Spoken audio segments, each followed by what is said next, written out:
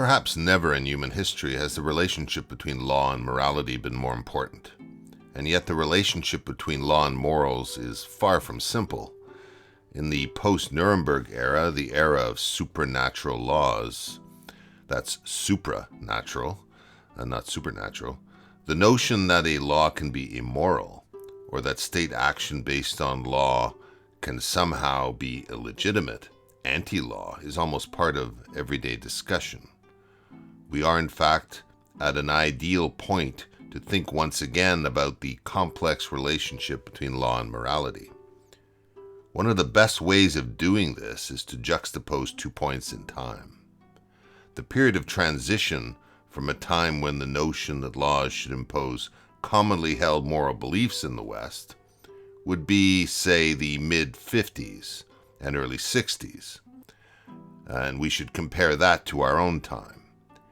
In the early 50s, abortion, euthanasia, and forms of same-sex behavior were held to be immoral and illegal. The notion of same-sex marriage or adoption and artificial insemination and surrogacy were inconceivable. For that point of comparison, I will be reading from a book made up largely of the lectures of Lord Devlin, entitled The Enforcement of Morals. It was published in 1965. I will also be drawing liberally, if not as a liberal, from the book The Idea of Law by Lord Dennis Lloyd.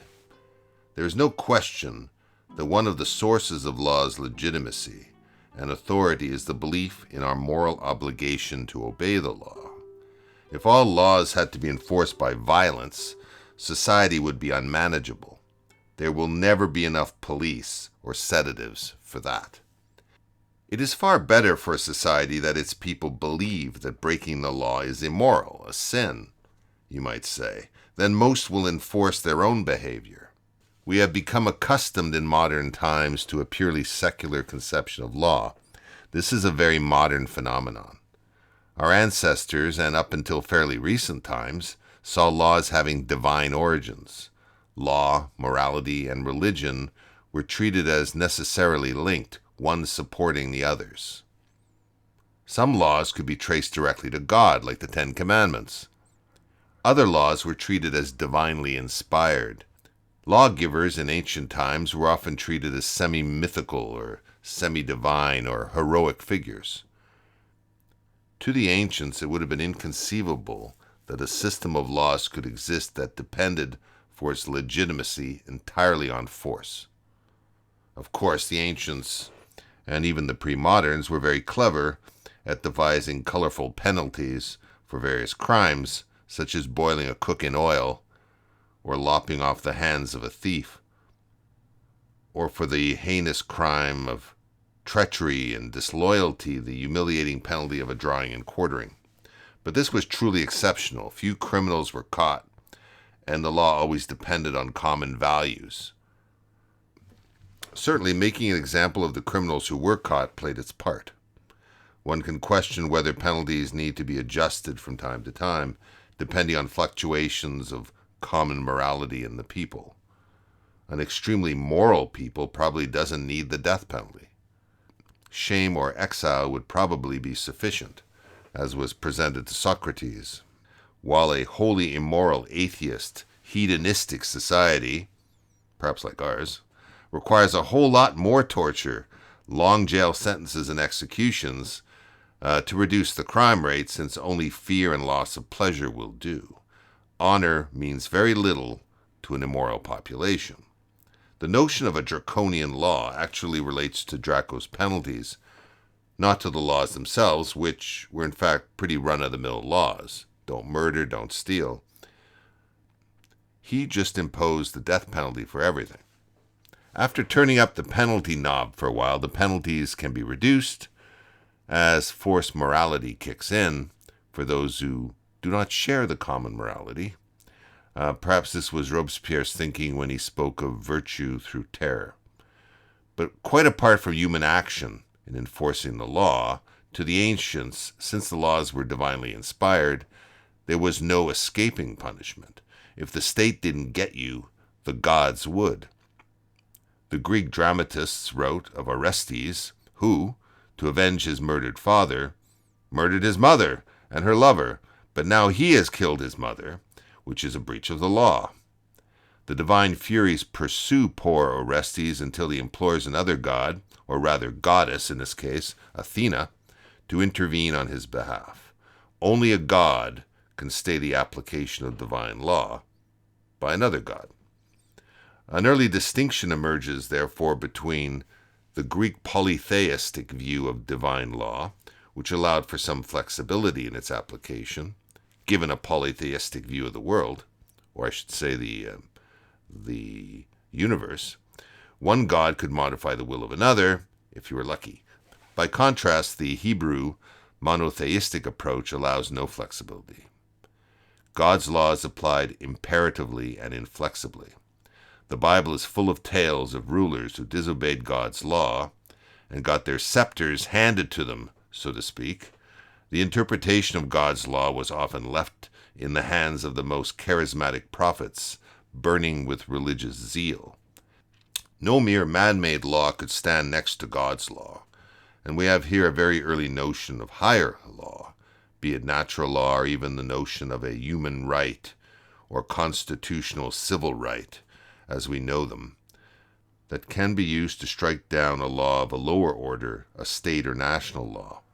And if there is religious zeal in the advocates for abortion, or gun rights, or same-sex marriage, the source of that zeal may well be religious in nature, much like what inspired the prophets of the Old Testament.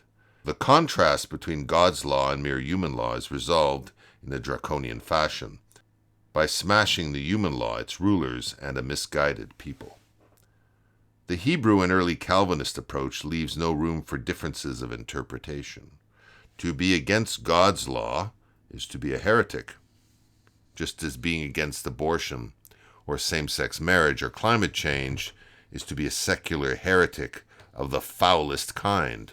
Into this vision of law and morality come the Greeks with a form of faith in a rational order of the universe, governed by intelligible laws, ascertainable by rational investigation. Obviously, this is a very Enlightenment perspective on the Greeks, who are certainly no strangers to collective madness, and have strong mystical traditions of their own, evidenced by the Orphic rites and oracles at Delphi. But the belief in reason by the philosophers and lawmakers, justified or not, did end up changing our conception of law, or of law and morality, in fact separating them, and thus the Greek approach is much closer to the modern view.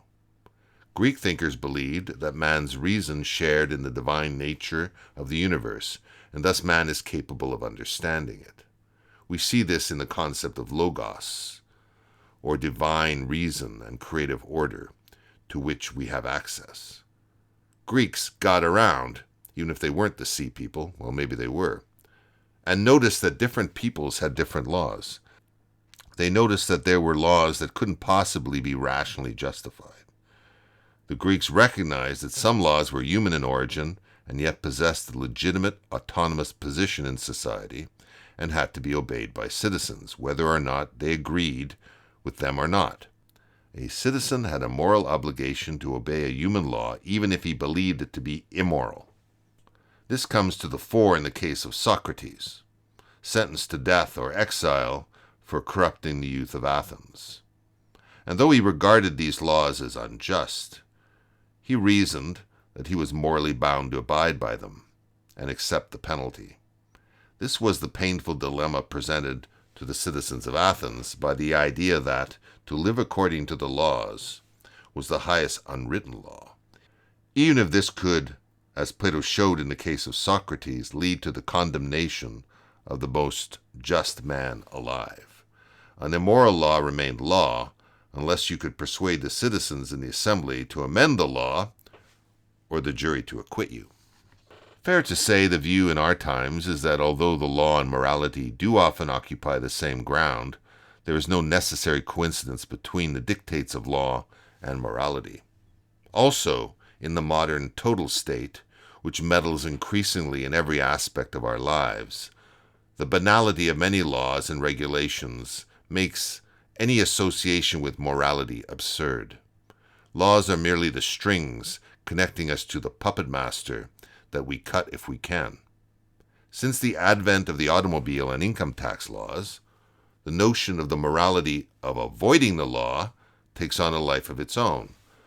This secular immorality is reflected in the common practice of going somewhat over the speed limit, or of the nobility of tax avoidance, often with the help of highly paid lawyers. Law and morality appear to be moving in opposite directions. Law and morality increasingly occupy their own spaces, with a shattering of once common norms. Traditional religious communities maintain one kind or several forms of morality, with variations based on the cult. Meanwhile, an ever-increasing secular, materialistic state and its growing patrons among the non-religious have begun increasingly to ask, are there places morality, whatever its flavor, should not go? Opposing secularization and limiting the places where law can and should go were those who warned that a full decoupling of law and morality, especially Christian morality, would inevitably lead to great harm to society, but also to individuals who would no longer be protected by the traditional moral codes. Finally, in the current years, you see the turning of the tables, where the immoral, once sanctioned and persecuted by the law, becomes dominant and then calls itself the moral under a new social order, and then, in an amazing about-face, demands that the law now enforce the new cult. The tables have truly turned at this point. There is no better illustration of this than the famous Hart-Devlin debates concerning the laws that, at the time, made male homosexual relations in private a crime.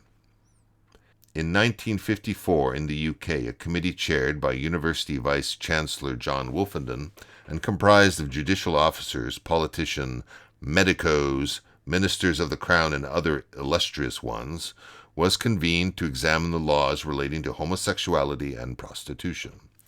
Reporting 3 years later, in 1957, the committee recommended that consensual homosexual behavior in private between consenting adults should no longer be a criminal offense. The recommendations were not acted on until the 60s in the UK and elsewhere in the decades to follow.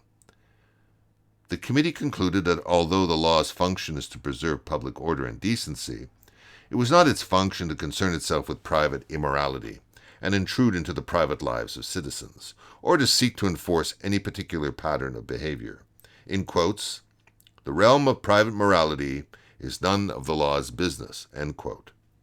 In the early 70s, then Prime Minister Pierre Trudeau, not to be confused with his son, who became a successful substitute drama teacher, said, in introducing the law decriminalizing homosexual acts, that the law had no business in the bedrooms of the nation. The issue becomes, in retrospect, whether the seeming decoupling of laws from a system of morality leads to a different question, namely, whether bedrooms belong in the streets of the nation, or in our school gymnasiums, or in other public spaces. And I think that is where Lord Devlin's response to the Wolfenden Report becomes interesting. The Hart-Devlin debate, which was an exchange of lectures and papers, not a face-to-face debate, was kicked off in 1957 with a lecture by Devlin entitled The Enforcement of Morals. He argued that the criminal law is not just there for the protection of individuals, but society as a whole, its institutions, ideals, and morals. In 1962, Professor Hart, a professor of jurisprudence at Oxford, responded in a classic series of lectures entitled Law, Liberty, and Morality. Hart argued, following John Stuart Mill, that unless something is harmful to society, the government has no right to interfere in the lives of its citizens. The debate continued through the 60s. Today, the issues of drugs, abortion, and prostitution remain lively centers of political debate. The issue of the criminalization of male same-sex acts has moved quite a distance since the 60s. It has moved through the decriminalization phase through to the rights stage, and arguably into a new evolving morality stage that, interestingly enough, can now perhaps rely on the arguments put forward by Devlin to enforce a new social morality on the non-compliant population. So in listening to Devlin's arguments, remember the frailty or fragility of the moral relativist position. If you really can't fathom the tables being turned, best not to make arguments that are not rooted in a fixed morality. Devlin argued that the law should be based on shared social morals. One can wonder what might have happened if those shared moral beliefs had remained entrenched in the criminal law, whether it would have served more to preserve than to oppress, and whether the world of flux in which we live could have ended very differently. Specifically, Devlin set out to prove three things. 1. The law should reflect generally shared public morals, and this includes situations where harm to individuals is not at stake. 2. It is the source of the law's legitimacy and a true expression of the criminal law's role to protect all society and not just a collection of individuals who make up the society. 3. Public morals can and do change, and when they do, laws should move with them, but not before. Law is downstream from public morals.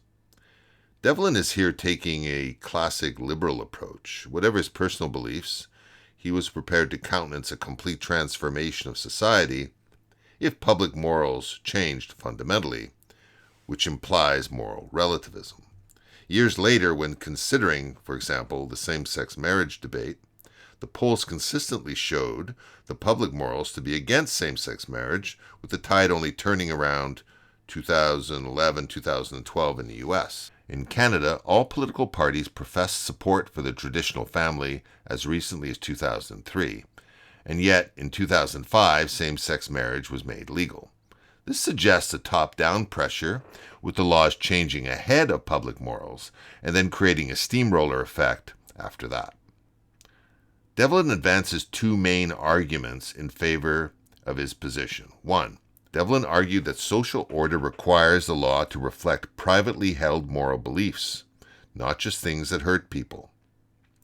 Relying as Hart does on the concept of harm to delineate where law is allowed to go is obviously misguided, especially in an age of hate crimes and safe spaces and the suspension of civil liberties to make us safe. Harm is remarkably indeterminate as a concept, especially when we move away from purely physical harm and rife for abuse.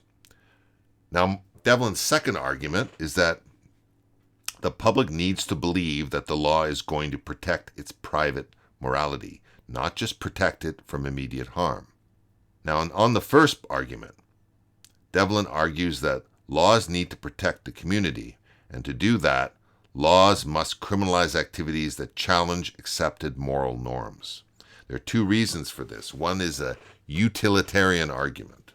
When you protect shared morals, you prevent harm. The law's purpose is to set the moral standards that prevent harm. People are hurt downstream from loosening public morals. For example, incest could be consensual and harm-free in a particular case.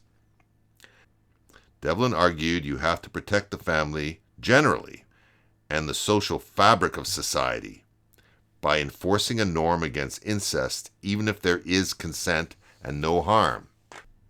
Today, the no harm argument is being used to further loosen various surviving social taboos, so Devlin's point remains an important one to consider today. The next example he gives is animal cruelty. No person is harmed by animal cruelty, so why have a law against it? But one very important purpose of animal cruelty laws is to prevent downstream harm from those who move from animal cruelty to cruelty to people, and then much, much worse. The careers of many serial killers begin with animal cruelty. These laws, or laws of this type, are upholding a society-wide norm, in this case, against cruelty per se. His second justification on the first argument is communitarian. Even if the law isn't preventing harm per se, the law still needs to uphold shared morals to preserve and protect integrated communities. A strong and successful community has shared values that hold it together. Communities are stronger when people know that there are in fact shared values, that the guy across the street has the same fundamental values as you do, or at the very least is abiding by them. A society is worse off without protected common morals. People become less trusting, less integrated, more stressed and depressed if those shared morals are not there and reflected by the law. Devlin wrote, "Society is something more than people living in proximity to each other in a state of peace." End quotes. Tell that to Trudeau. Now, on the second argument, Devlin writes as follows. He sees law's legitimacy as coming from the people, very much a social contract model. He argues this requires the state to meet public expectations as to what activities should be punished. Failing to do so invites popular unrest, risks having laws regarded as illegitimate, and even vigilantism. To avoid this, the law should reflect what people consider right. The problem with this, of course, is whether what is right ever emerges from the people.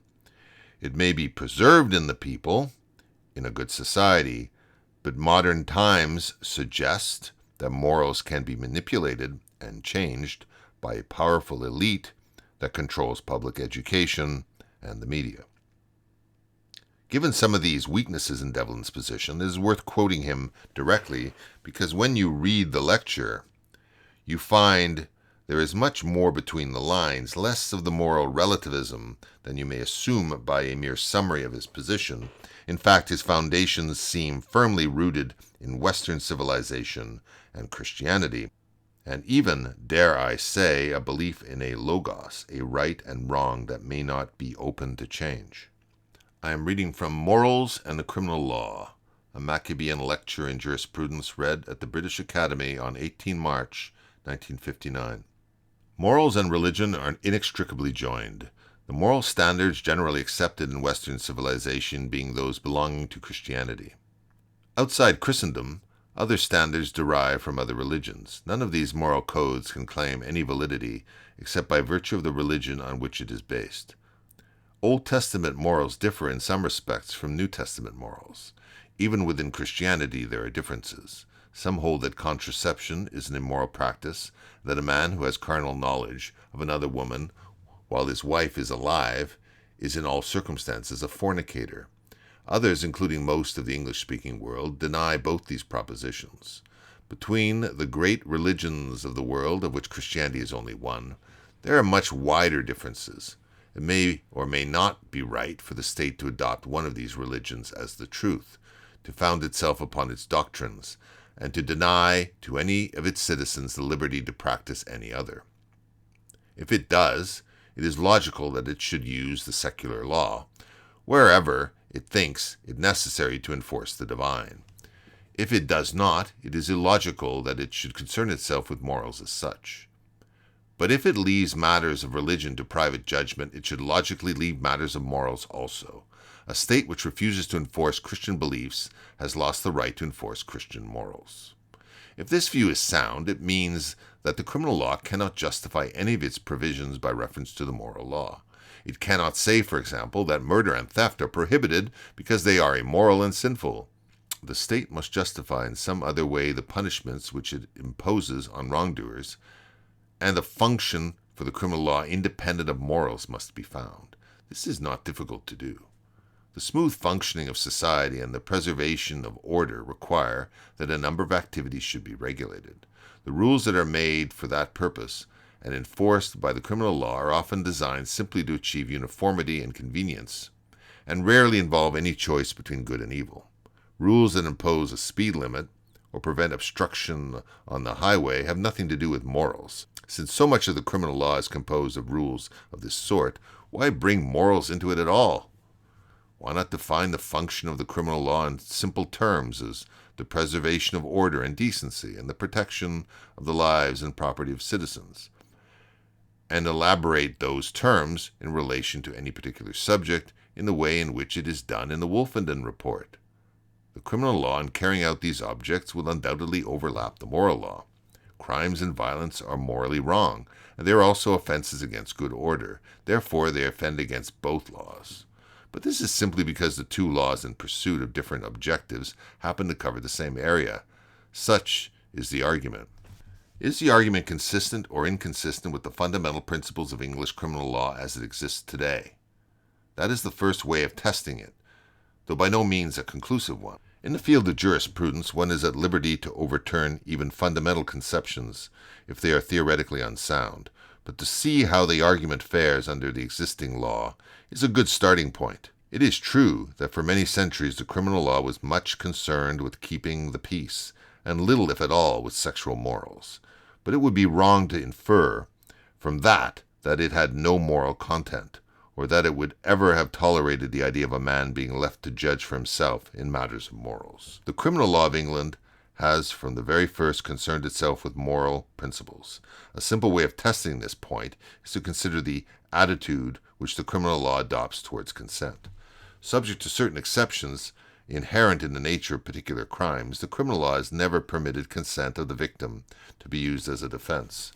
In rape, for example, consent negatives an essential element, but consent of the victim is no defense to a charge of murder. It is not a defense to any form of assault that the victim thought his punishment well deserved and submitted to it. To make a good defense, the accused must prove that the law gave him the right to chastise and that he exercised it reasonably. Likewise, the victim may not forgive the aggressor and require the prosecution to desist. Now, if the law existed for the protection of the individual, there would be no reason why he should avail himself of it if he did not want it. The reason why a man may not consent to the commission of an offense against himself beforehand or forgive it afterwards is because it is an offense against society. It is not that society is physically injured. That would be impossible. Nor need any individual be shocked, corrupted, or exploited. Everything may be done in private. Nor can it be explained on the practical ground that a violent man is a potential danger to others in the community who have therefore a direct interest in his apprehension and punishment, as being necessary to their own protection.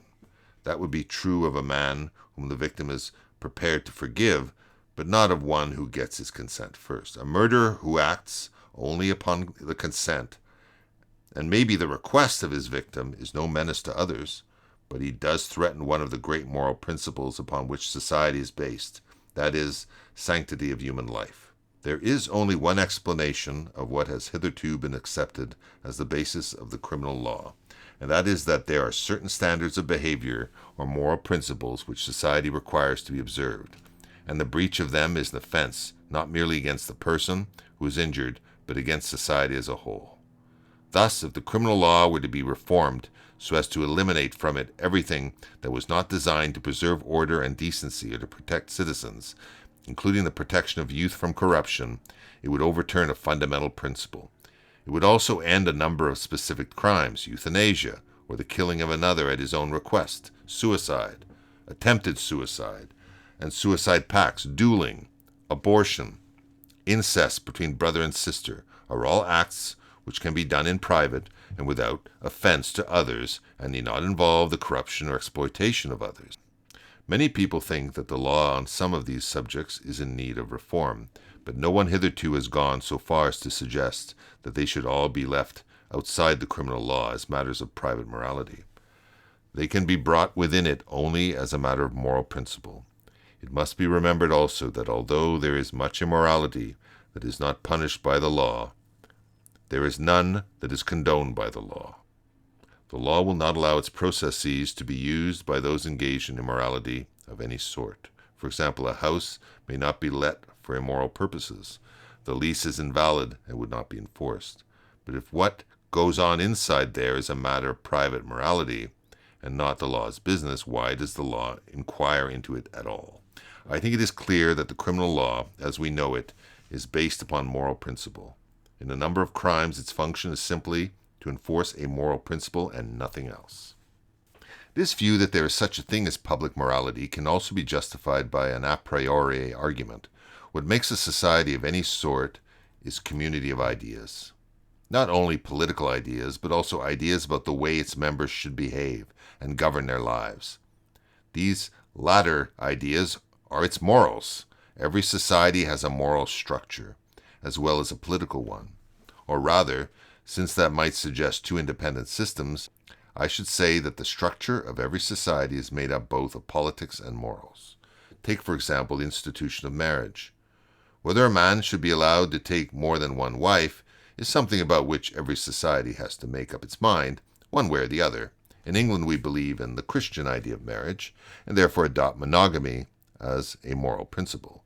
Consequently, the Christian institution of marriage has become the basis of family life, and so part of the structure of our society. It is there not because it is Christian.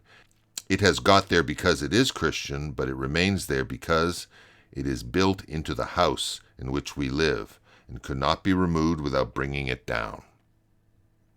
The great majority of those who live in this country accept it because it is the Christian idea of marriage, and for them the only true one, but a non-Christian is bound by it. Not because it is part of Christianity, but because, rightly or wrongly, it has been adopted by the society in which he lives. It would be useless for him to stage a debate designed to prove that polygamy was theologically more correct and socially preferable. If he wants to live in the house, he must accept it as built in the way in which it is.